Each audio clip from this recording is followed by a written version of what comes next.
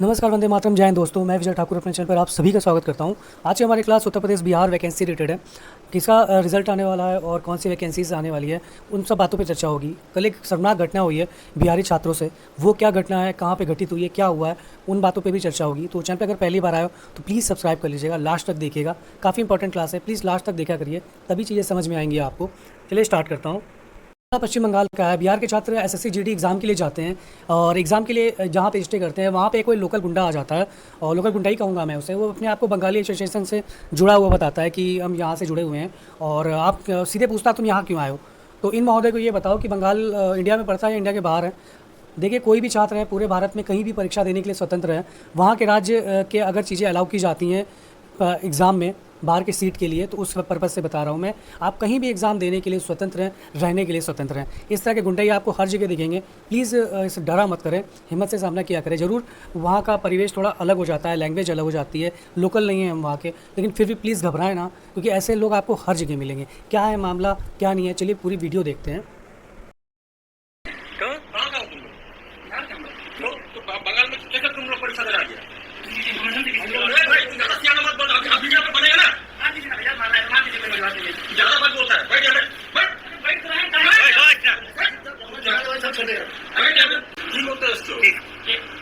क्या काम में क्यों देना आयो?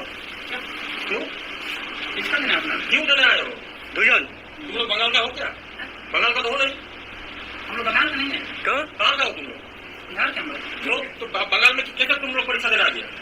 सिलीगुड़ी सेंटर पर गया। सिलीगुड़ी सेंटर में तुमने अप्लाई कैसे किया? या तो वेस्ट बंगाल डोमिसाइल के लिए? डोमिसाइल नाम क्या तुम्हारा? पेपर्स निकालो, तुम्हारे पेपर्स निकालो, डॉक्यूमेंट निकालो। चले जाएंगे, ऐसा नहीं है। अरे आईपी, हम लोग पुलिस हैं।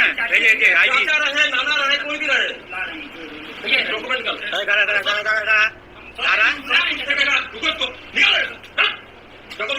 डॉक्यूमेंट निकाल, डॉक्यूमेंट निकाल, डॉक्यूमेंट निकाल। कहाँ पे पहले देखना है? डॉक्यूमेंट निकाल, डॉक्यूमेंट निकाल पहले। कौन सा बैग है तेरा? कौन सा बैग है तेरा?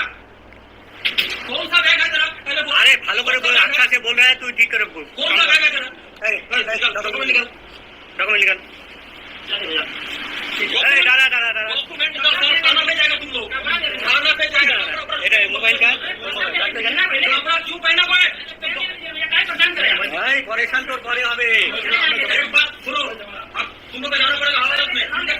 डॉक्यूमेंट निकाल, डॉक्यूमेंट निकाल, डॉक्यूमेंट निकाल। डॉक्यूमेंट निकाल। कहाँ पे तुम्हारा डॉक्यूमेंट है? निकाल। कौन सा बैग है? निकालो डॉक्यूमेंट। তোমার একটু দেখো তো ডকুমেন্ট, তোমাদের ব্যাগ তো চেনো, ওই বাকিগুলো দেখো। ডকুমেন্ট নিকাল, डॉक्यूमेंट। এই ডকুমেন্ট নিকাল না। ज्यादा सियाना मत बोल, अभी वीडियो पे बनेगा ना। ज्यादा बात बोलता है। बैठ जा, बैठ। এই সবাই না। बैठ जा। कहाँ का है? এই ডকুমেंट নিকাল। यहाँ पे क्यों आया? तुम लोग डुप्लीकेट क्यों करते हो? एक सर्टिफिकेट क्यों बनाते हो? चाचा तो चाचा बाबा, चाचा बाबा। फिर कान पकड़, उठ उठ उठ, बैठ बैठ, कान पकड़, बैठ। এই যে এসএসসি জিডির যে ক্যান্ডিডেট এরা আসছে এখানে। कहाँ जाएगा? आप कहाँ जाएगा तुम लोग? कहाँ जाएगा तुम लोग? नहीं सर, और कहाँ पे है? दानापुर से वेस्ट बंगाल से। डॉक्यूमेंट निकाल, पहले सर डॉक्यूमेंट निकाल। पूछ नहीं पढ़ना है, बोला ना नहीं पढ़ा है। अगर पढ़ना है तो मेरे को पढ़ देंगे। पूछ नहीं पढ़ेगा बोलेगा, तुम्हारा करियर नहीं खत्म करना है, तुम्हारा डॉक्यूमेंट पहले देखना है। फिर तुमको बता रहेगा डॉक्यूमेंट निकाल, डॉक्यूमेंट निकाल पहले, पहले देखना है। आप पढ़ेंगे नहीं। तो बहुत शर्मनाक है ये, किसी के द्वारा भी है। वहाँ के सीएम से मैं यही कहूँगा कि प्लीज़ कड़ी से कड़ी कार्रवाई करिए। एक सुरक्षित माहौल बनना चाहिए छात्रों के लिए। देख लीजिए, इस तरह से चीज़ें करना बहुत ही गलत है, ये शर्मनाक है। तो ये चीज़ सही नहीं है, और प्लीज़ इसकी कड़ी से कड़ी निंदा करते हैं सभी इसकी। पूरे भारत में हम प्रतियोगी छात्र कहीं भी पेपर देने के लिए स्वतंत्र हैं। अगर हमें उस एग्ज़ाम में अलाउ किया जा रहा है, हमारे लिए सीट आ रही है और बाहरियों के लिए है, तो हम क्यों नहीं जाएंगे वहाँ पे। फिर भी एसएससी जीडी का चल रहा है। तो प्लीज़ छात्र घबराएं नहीं, आप पूरे देश में स्वतंत्र हो कहीं भी पेपर देने के लिए। मानिए अगर ये चीज़ अगर यूपी में हुई होती ना, तो इन महोदय जो भी ये गुंडई कर रहे हैं ना, इनकी उतनी सुझा दी गई होती, बैठ नहीं पाते अभी तक कहीं पे। यूपी के पुलिस का जो अभी रिसेंटली एग्जाम हुआ है उसमें सबसे ज़्यादा जो बाहर से आवेदन किए 2.5 लाख से ज़्यादा वो बिहार से थे। एक भी घटना आपको सुनने को मिली किसी ने यूपी में कहा हो? क्यों कहेंगे भाई, आप प्रतियोगी छात्र हो, मौका मिल रहा है, हम एग्ज़ाम देंगे, हमारी घर की कंडीशन है वो सुधारने के लिए हम एक राज्य से दूसरे राज्य क्या तीसरे राज्य भी जाएंगे। एक अगर हमें वहाँ मौका मिल रहा है एग्ज़ाम देने का तो हम जाएंगे। ये तो फिर भी सेंट्रल एग्ज़ाम करवाती है तो उसमें तो हम कहीं भी सेंटर हमारा जहाँ जाएगा वहाँ एग्ज़ाम देने जाना ही होता है। मैं केंद्र सरकार से भी यही अपील है कि कृपया अपने ही राज्य में कहीं सेंटर बनाया करें सेंट्रल एग्ज़ाम का, दूसरे राज्य में ना दिया करें। चलिए, ये मामला भी बीपीएससी से जुड़ा ही हुआ है। बिहार में नव चयनित शिक्षिका की कल डेड बॉडी मिलती है फंदे से लटकते हुए। ये बिहार राज्य से बाहर की हैं। चलिए पूरी न्यूज़ बताता हूँ मैं क्या है।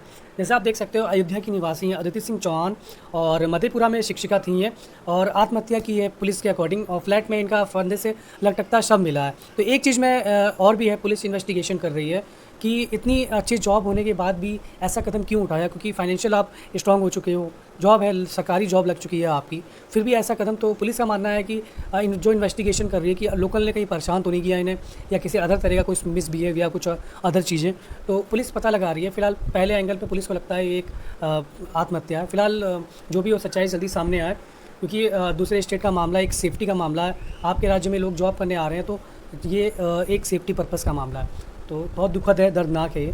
चलिए अन्य न्यूज़ बताता हूँ।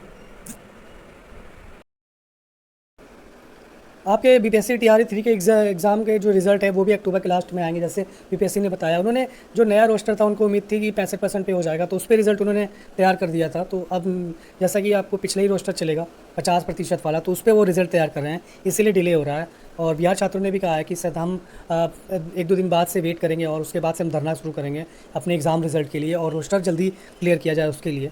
तो जैसा रहेगा मैं आपको बताऊँगा, चैनल पर बने रहिए। बीपीएससी 17वीं प्री के एग्ज़ाम डेट अनाउंस हो गई, जैसे आप देख सकते हो। इसकी आपका जो एग्ज़ाम है वो 17/11/2024 को है। जैसे आप देख सकते हो 17/11/2024 को है आपका एग्ज़ाम।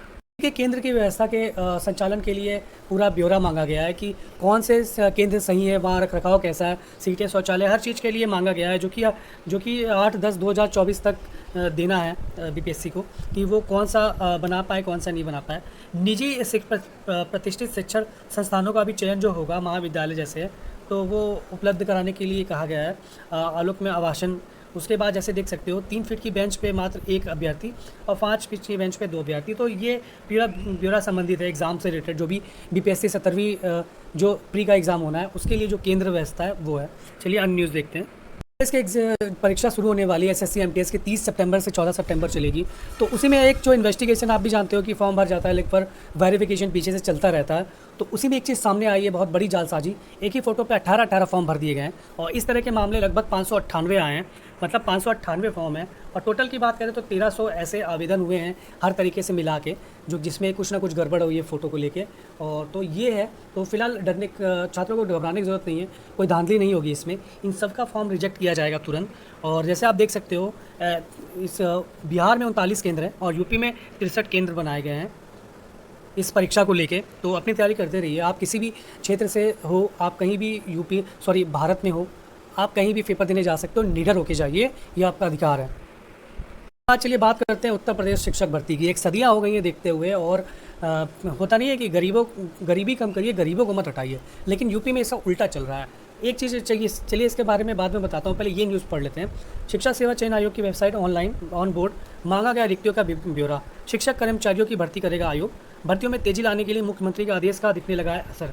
लेकिन ये मान के मैं आपसे क्लियर कह दे रहा हूँ, हमने पहले भी देखा हुआ है, अभी भी मैं कह रहा हूँ आपसे कि ज़्यादा उम्मीद मत रखिएगा। आपको भी पता है कि आगे से आदेश देते हैं, पीछे से स्कूल बंद करते चले जा रहे हैं। अभी तक 2018 से अभी तक की गणना कर लें, 2-3 महीना और आगे की अगर हम जोड़ लेते हैं तो लगभग 50,000 सरकारी स्कूल बंद कर दिए गए हैं। एक में अगर 5-5 टीचर भी होते हैं तो कितनी भर्तियाँ खा गए हैं, ये सीटें देख लीजिए आप खुद ही।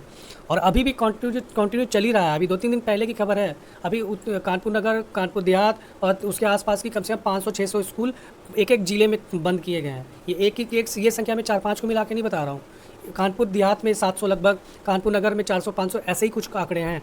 और ये ब्यौरा दिया गया है वेबसाइट पर ऑफिशियल, ये अपने मन से कहानी नहीं बता रहा हूँ। तो सीटें बचेंगी कैसे? ये वही चीज़ें होंगी, अनुपात समानुपात का खेला जो चल रहा है ना, ये वही होगा। आगे से कह देते हैं लेकिन पीछे से सारी सीटें खत्म करते चले आ रहे हैं। इसमें सरकार का फ़ायदा है। देखिए, सबसे ज़्यादा पैसा जो इन्वेस्ट होता है सरकार का वो शिक्षा के क्षेत्र में सरकारी स्कूलों में लगता है, लेकिन वापस में उनको कुछ भी नहीं मिलता है, तो अगर ब्याज उस सब की बात करें तो। और शिक्षा व्यवस्था को लेकर इतनी गंभीर तो है नहीं सरकार, क्योंकि सबको पता है कि हर मोहल्ले में 2-2, 3-3 प्राइवेट स्कूल तो होता ही है। सरकारी बंद कर देंगे, पेरेंट्स के पास कोई चारा नहीं होगा, उनको प्राइवेट में नाम लिखाना ही लिखाना होगा। और वो क्या है, सरकारी स्कूल प्राइवेट स्कूल किनके हैं? या नेता हैं या नेता के सहयोगियों के हैं। तो इसमें आपको यही देखने को मिलेगा कि चीज़ें पीछे से ख़त्म करती जा रही हैं, तो सीटें बचेंगी ही नहीं, तो रिक्तियाँ कहाँ से आएंगी? तो यही चीज़ें चल रही हैं। बहुत ज़्यादा उम्मीद मत करिएगा, मुझे लगता है इसके वही अनुपात समानुपाती इसका निकल के आएगा बाहर, और भर्तियाँ नहीं होंगी। क्योंकि बहुत संघर्ष कर रहे हैं हमारे जो डीएलएड के अध्यक्ष हैं, जितने भी 2017 बैच से लेके अभी बहुत ज़्यादा संघर्ष कर रहे हैं, बीमार हैं, फिर भी हर चीज़ में लगे रहते हैं कि किसी तरह वैकेंसी आए, और फिलहाल देखने को लगता नहीं कि आएगी। ये जो सही चीज़ें मैं वही बता रहा हूँ, आपका मोरल डाउन नहीं कर रहा हूँ मैं, ये चीज़ एक्चुअल में है। सीटें पीछे से कम करते जा रहे हैं, सीटें ही कम हो जाएंगी तो भर्तियाँ अपने आप खत्म हो जाएंगी, ना रहेगा बाँस ना बजेगी बाँसुरी टाइप वाली कहानी है ये। तो फिर भी उम्मीद हम यही करेंगे कि अगर वैकेंसी है तो प्लीज़ जल्दी से जल्दी सीटें दें, भरें ये। जैसे आप देख सकते हो इसमें है डीएलएड और माध्यमिक की सीटें भी इसमें बताई गई हैं। तो आज के लिए इतने, जैसे कुछ इंपॉर्टेंट न्यूज़ होती है मैं आप लोगों से ज़रूर शेयर करूँगा। एक चीज़ और बिहार के छात्रों से कहना चाहूँगा, देखिए बाहर की जो क्रिया हो रही है उसकी प्रतिक्रिया अपने यहाँ मत करिए कि ले के डंडा और बाहर के लोगों को मारने लगिए कि भागो यहाँ से। आप अभी बिहार में अभी जॉब आ रही है, इसके आगे और इसके बाद अदर राज्यों में भी जॉब आती है, आप वहाँ भी भरते हो, और बहुत से बिहार के लोग हैं जो बाहर काम करते हैं। आप अगर अपने एक्शन करोगे तो रिएक्शन दूसरी जगह से शुरू हो सकता है, तो फिर ये सही नहीं है। चीज़ें आप अपनी सरकार से मांग करिए कि सीटें कम करें या सीटें फिक्स करें बाहरियों के लिए, या फिर डोमिसाइल जो भी आपकी चीज़ें अपनी सरकार से मांग करिए। दूसरे पे रिएक्शन करोगे तो बिहार के ज़्यादातर लोग बाहर ही काम करते हैं, तो उनके लिए आप दिक्कतें खड़ी कर दोगे, फिर उनके लिए उनको दिक्कत होना शुरू हो जाती है। जैसे आप पश्चिम बंगाल में देख रहे हो, तमिलनाडु में नौटंकी शुरू हो गई थी, कभी कभी महाराष्ट्र में भी नौटंकी देखने को मिलती है इस तरह की। तो वो चीज़ें मैं कह रहा हूँ, प्लीज़ अपनी सरकार से कहिएगा। और आज के लिए इतना ही, मिलते हैं नेक्स्ट वीडियो में, धन्यवाद।